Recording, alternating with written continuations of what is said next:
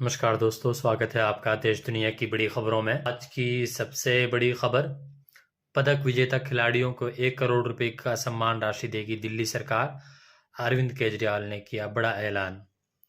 दूसरी बड़ी खबर दिल्ली से, मनीष सिसोदिया, सत्येंद्र जैन और राघव चड्ढा आपकी त्रिमूर्ति के लिए फैसले का दिन। तीसरी बड़ी खबर, यूपी से पहले एमपी में ही कांग्रेस और अखिलेश में मचा क्लेश, आपका भी है अलग राज। तीसरी बड़ी खबर, वेकेटन सिटी, हमारे 1300 लोग मर गए और आप गाजा के लिए दुखी हैं, वेटिकन सिटी पर भड़का इजराइल।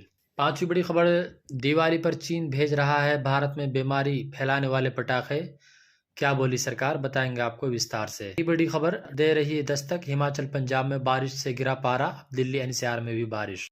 सातवीं बड़ी खबर, महिला ने रिक्शे वाले का पकड़ लिया प्राइवेट पार्ट, दिल्ली की सड़क पर दिखी गंदी बात। आठवीं बड़ी खबर, विजय सिंह का इस्तीफे वाला लेटर हुआ वायरल, जाने क्या है सच्चाई, बताएंगे आपको सारी खबरें विस्तार से, बने रहिए आप हमारे साथ। आज की सबसे पहली खबर दिल्ली से कि मुख्यमंत्री अरविंद केजरीवाल ने कहा कि एशियन खेलों में गोल्ड मेडल जीतने वाले दिल्ली के खिलाड़ियों को 1 करोड़ रुपए सम्मान राशि दी जाएगी। जल्द ही दिल्ली के सभी 7 खिलाड़ियों के लिए एक सम्मान समारोह आयोजित किया जाएगा। उन्होंने ये बातें रविवार को एशियन गेम पदक दिलाने वाले खिलाड़ियों पवन सहरावत के सम्मान में आयोजित कार्यक्रम में बोल रहे थे।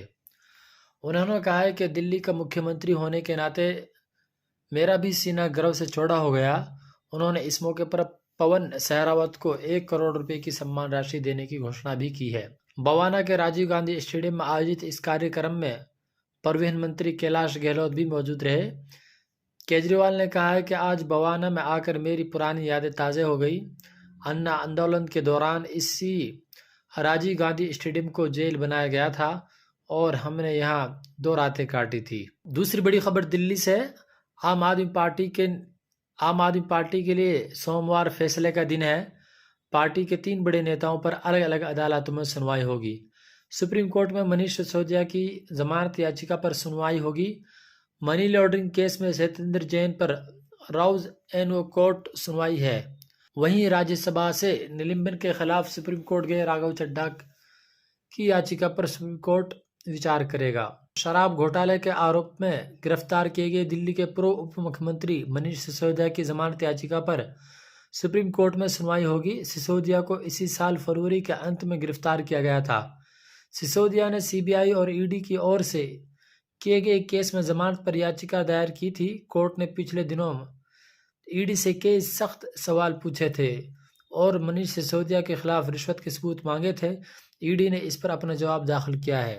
तीसरी बड़ी खबर, मोदी सरकार के खिलाफ विपक्ष के 28 दलों वाले इंडिया गठबंधन की एकता को लेकर एक बार फिर कई सवाल खड़े हो गए हैं। मध्य प्रदेश, राजस्थान, छत्तीसगढ़ समेत 5 राज्यों में होने जा रहे विधानसभा चुनावों में कांग्रेस को गठबंधन के साथियों से भी मुकाबला करना होगा। मध्य प्रदेश में आम आदमी पार्टी जहां पहले ही सभी 200 सीटों पर लड़ने का ऐलान कर चुकी है, तो अब कांग्रेस और समाजवादी पार्टी में गठबंधन की संभावना भी खत्म हो गई है। दोनों दलों के बीच गठबंधन और सीट शेयरिंग को लेकर बातचीत हुई, लेकिन सहमति नहीं। रविवार को जब कांग्रेस ने 144 सीटों पर उम्मीदवारों का ऐलान किया तो ये भी साफ हो गया कि सपा के साथ गठबंधन की सभी उम्मीदें अब खत्म हो गई है। कांग्रेस ने उन 7 से 4 सीटें पर उम्मीदवार का ऐलान कर दिया जिन पर सपा पहले ही प्रत्याशी की घोषणा कर चुकी थी।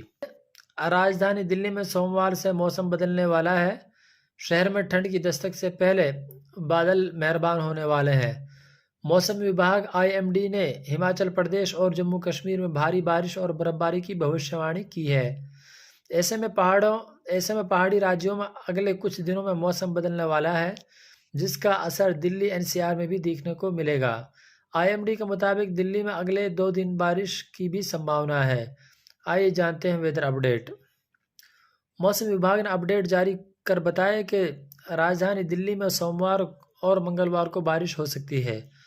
दोनों दिन आसमान में बादल छाए रहेंगे। बारिश के चलते तापमान में 5 डिग्री सेल्सियस तक गिरावट आ सकती है। पांचवी बड़ी खबर, ईसाई समुदाय के सबसे बड़े धर्मगुरु पोप फ्रांस की ओर से गाजा पट्टी पर जारी हमलों को लेकर चिंता जताना इजराइल को नागवार गुजरा है। रविवार की प्रार्थना के बाद वेटिकन सिटी में पोप फ्रांस ने मानव अधिकारों की बात करते हुए हिंसा रोकने की अपील की थी। उन्होंने कहा, इजराइल और फ़लस्तीन में जो हुआ उसे लेकर मुझे बहुत दर्द है। पोप फ्रांसिस का ये भी बयान गाज़ा को इजराइल की ओर से सीज किए जाने के बाद कुछ दिनों के बाद सामने आया है। गाज़ा से अब तक 4 लाख लोग पलायन कर चुके हैं और सैकड़ों की और संख्या में लोग मारे गए हैं। पोप फ्रांस के बयान में गाज़ा को लेकर चिंता जताने पर इजराइल ने आपत्ति जताई है। इजराइल के विदेश मंत्री एली कोहन ने कहा कि इजराइल ये उम्मीद करता है कि वेटिकन सिटी को अपनी स्पष्ट राय के साथ सामने आना चाहिए।